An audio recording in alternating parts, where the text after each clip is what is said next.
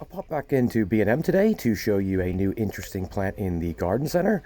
I had heard there was a rumor of a new delivery of plants and wanted to give you a brief planting and care guide, as well as go over price and is it worth it.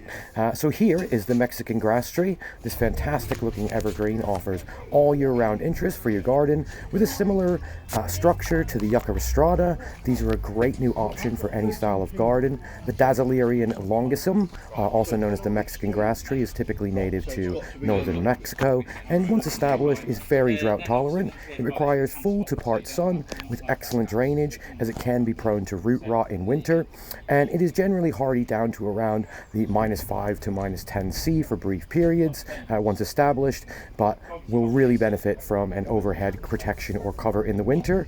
Now, having a look at the soil, I would probably recommend repotting this into a much more free draining mix.